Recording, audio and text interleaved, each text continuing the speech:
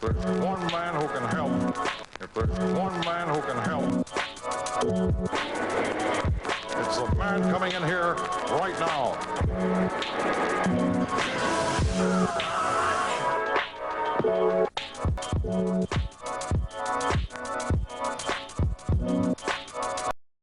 Hello everybody and welcome to another episode of the Full Metal Alchemist Fan Guide that is looking at the 2003 anime series as part of Full Metal Friday. Altogether, that is going to be roughly about 52 episodes for about 51 episodes of the anime, plus the movie Conquer the Shambhala, though sometimes I don't keep up with it every week, so I might have to bunch a couple episode reviews together in a recording, because things happen. But roughly you can find these on Fridays around 9 p.m. Eastern Standard Time when they're uploaded, all part of a podcast made Full Metal. Today we're going to be looking at episode 45, A Rotted Heart, and I found this kind of humorous. I've been looking at sometimes these little plot synopses to kind of help me summarize it for this section of the podcast. Usually I pull from Wikipedia, and this one, even before I looked at it, I thought, well, I liked this episode, but it's actually probably going to be a pretty short recording because not a lot of real big plot stuff happened. It was just some exposition. And literally here, I'll read you the single line they have on here. It's, as Hohenheim battles the leader of the homunculi, which he didn't really battle her in this. They kind of fought kind of at the ending of the last episode, who was revealed to be Dante. Spoilers. We kind of figured that for a couple episodes before now. Their common history is revealed. So yeah, really most of this episode, the biggest thing is that Dante pretty much just reveals who she is, and kind of in a, I can't say that I liked the imagery of it for the backstory, but literally it was not the smoothest reveal because they just kind of do quite the exposition dump where she's literally like, oh yeah, I'm going to recount 400 years ago, you and I perfected this, and it seems like she's very much telling this, like, well, I guess to the audience literally, but within the context of the show, it might have worked better if she was explaining it to someone else, maybe after she met Hohenheim, like maybe they fought and took him prisoner or something, and then she had to like explain it to one of the homunculi. I just think that would have worked a little better.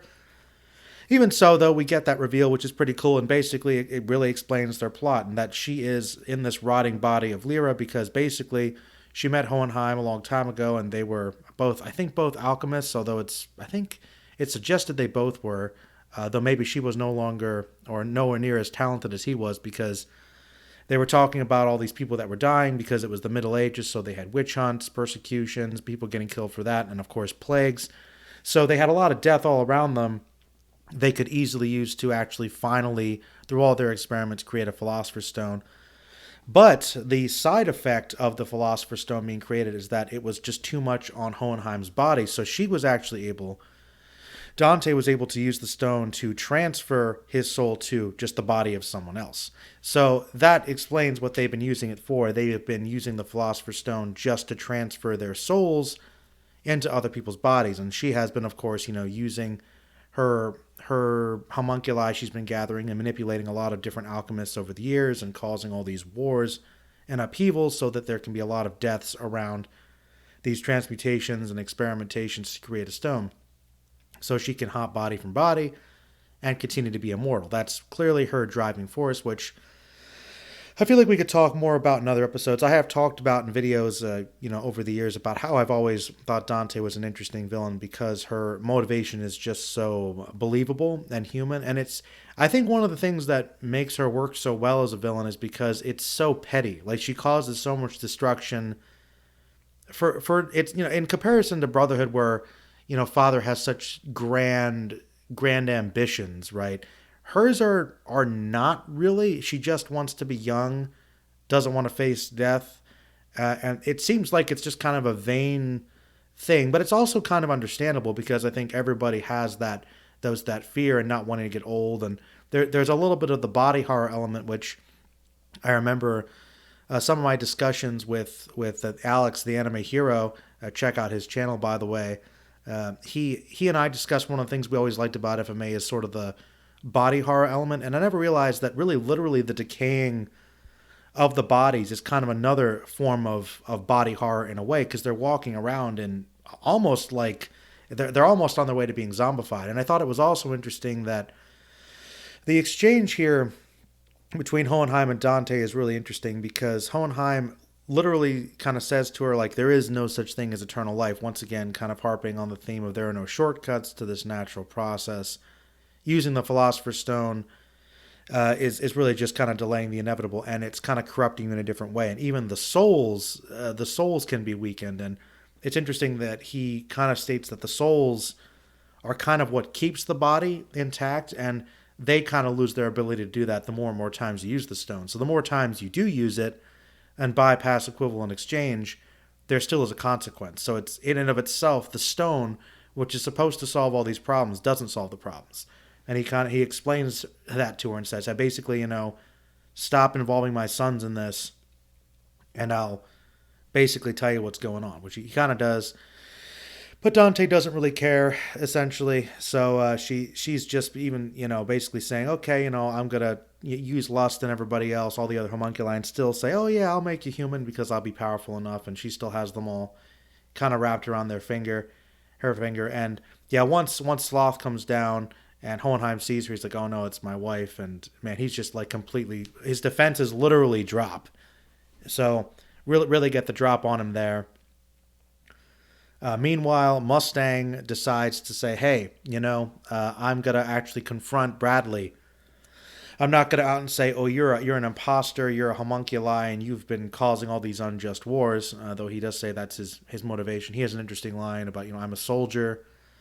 When he's talking to his men, he says, I'm a soldier, I don't mind war, but, if it was all for lies, all for these reasons, just for, people kind of pursuing their own desires and not really caring about how much destruction they cause, which, unfortunately, I think has parallels to wars throughout history and maybe even up to this day. Really, like, how many wars could have been avoided and, maybe have been pushed just because some people up top really just wanted something someone else had. So the Philosopher's Stone could be a stand-in for greed and for a lot of things, actually, that I think, once again, is another commonality that reveals a lot about just, unfortunately, the reason why wars start. So, that's one thing he confronts Bradley about, but he says, he doesn't say anything to him specifically, but he's like, through our investigation, we think that, maybe your secretary, her backstory, her background seems a little questionable, and she might actually have had something to do with Hughes getting murdered. So he kind of basically just lets Pride know, I'm on to you. He doesn't completely know 100% if everything Ed said was true, but he's like, something's up here. So that's what Mustang's doing. And Ed and Al also kind of decide to use their own resolve as well, where Ed decides to go find Izumi and ask, hey, do you have any remnants of your baby? Because he knows about the homunculi's weakness. So basically he's decided, I'm going to go after the homunculi, take them down, make up for my mistakes, avenge Hughes, put a stop to this. And Al actually gets kind of in connection with Shao Tucker. Shao Tucker makes an appearance again, who seems to have gone rogue, seems to have broken off from all the people he's been allied with. He's kind of been floating around just doing his own thing. And he connects with Al, and Al decides, hey, you know what, my old teacher, I want you to teach me how to use the Philosopher's Stone. So Al is actually going to try and figure out a way to use the stone to his benefit, because they finally got what they wanted. So he's going to try, and I actually forget, try to find ways to fight the homunculi or get his body back, or maybe just help his brother. But Al's got resolve too. Both the brothers are like, we've had enough. Let's wrap this up. Literally, let's get things done. And Tucker reveals, I like that he introduced himself as Shao over the phone by a first name. That was kind of cool, like almost like they're on a first name basis. But maybe also Tucker would have probably kind of raised more alarms immediately. So Al could kind of play it off like, oh yeah, I don't know him. Also, the Shao actually kind of reveals that he has, in fact, well, it seems he's brought Nina back from the dead, because he has a little Nina in his arms who looks like a bit of a chimera, but much more human. So a bit of a follow-up with that. So Al kind of sees that and is like, all right, you know what?